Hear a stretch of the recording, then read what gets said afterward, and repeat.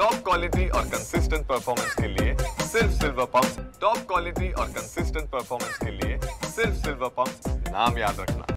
सामाजिक कार्यकर्ता अंजलीताई दमानी आपल्यासोबत आपण त्यांची बातचीत करणार आहोत। ताई, परळीमध्ये निवडणुकीदरम्यान खूप मोठ्या प्रमाणामध्ये गौडबंगाल झालं अशा स्वरूपाचं एक ट्विट तुम्ही या ठिकाणी केलेलं आहे, काय म्हणाल? परळीमध्ये कमीत कमी 20 ते 25 असे व्हिडिओज आहेत जे इलेक्शन कमिशनकडे सबमिट करण्यात आले होते। त्यापैकी 2 माझ्याकडे देखील जे व्हिडिओ आले होते ते मी ट्विट केले होते आणि इथे सरळ सरळ दिसतंय की धनंजय मुंडे यांचे जे समर्थक होते कैलाश फड आणि त्यांचा मुलगा, त्यांनी किती मोठ्या प्रमाणावर तिथे दहशत केली होती, कसं तिथल्या लोकांना पोलिसांना सुद्धा कसा धाक दाखवला याचं ते पूर्ण ट्विटमध्ये आपल्याला पूर्ण व्हिडिओमध्ये दिसतंय। तर मला असं म्हणायचं आहे की हे जेवढे जेवढे व्हिडिओज आता ECI कडे आहेत त्याची त्यांनी दखल घ्यावी, प्रत्येक व्हिडिओबदल्या आरोपींवर गुन्हे दाखल व्हावेत आणि इलेक्शन कमिशननी हे सिरियसली घेऊन खरं तर परळीची निवडणूकसुद्धा पुन्हा एकदा घेतली पाहिजे, तेव्हा खरा जो विनर आहे तो मिळेल। कारण आत्ताच्या घटकेला मला जे दिसतंय ते कम्प्लिटली रिग्ड निवडणूक जी झाली ती विधानसभेची झाली। धनंजय मुंडे यांना कुठेही पूर्ण जे यश दाखवलं जात आहे तसं बिलकुल नाही आहे। नक्कीच कैलाश फड आणि त्यांच्या मुलावर आणि त्यांच्यासोबत 5 अन्य साथीदार आहे यांच्यावर आता गुन्हे दाखल झाले आहेत। 82 दिवसानंतर ही कारवाई होते, काय म्हणाल?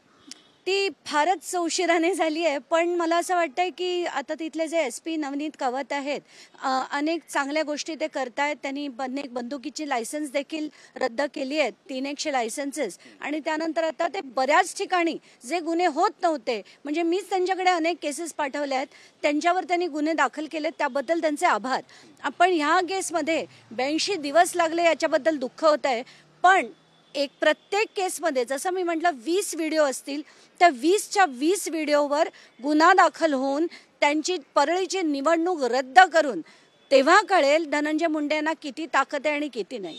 ताई, मुख्यमंत्र्यांकडे तुम्ही मागणी केली आहे की कारवाई करावी आणि कॅबिनेट मंत्र्यांवर ज्या स्वरूपाचे तुम्ही आरोप केले धनंजय मुंडे त्यांना सुद्धा राजीनामा घ्यावा अशी सुद्धा तुम्ही मागणी केली। मुख्यमंत्री आता आदेश काढतायत की जे OSD आणि PS नेमले जात आहेत त्यांच्यामध्ये कुठेतरी फेरता असली पाहिजे, एक चांगले PS त्या ठिकाणी असावे, कुणावर भ्रष्टाचाराचे आरोप नसावे, अन्यथा कठोर कारवाई करण्याचा सुद्धा त्यांनी इशारा दिलाय, काय म्हणाल?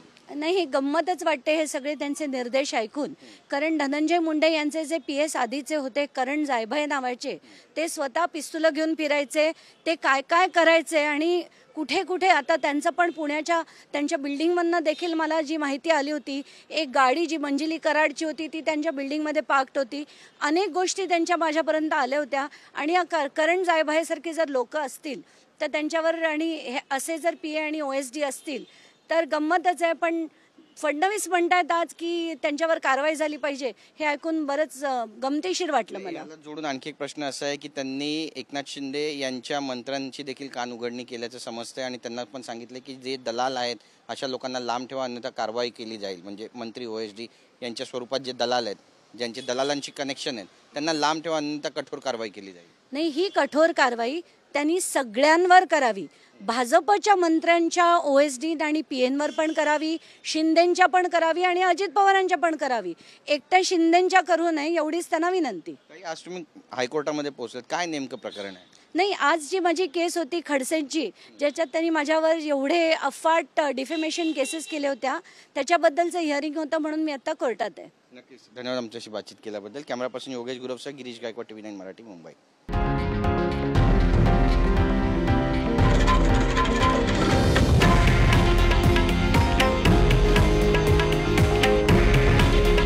हे आहे देशातील नंबर 1 न्यूज नेटवर्क आणि आपण पाहत आहात TV9 मराठी। काळजी तुमची, हित महाराष्ट्राचं।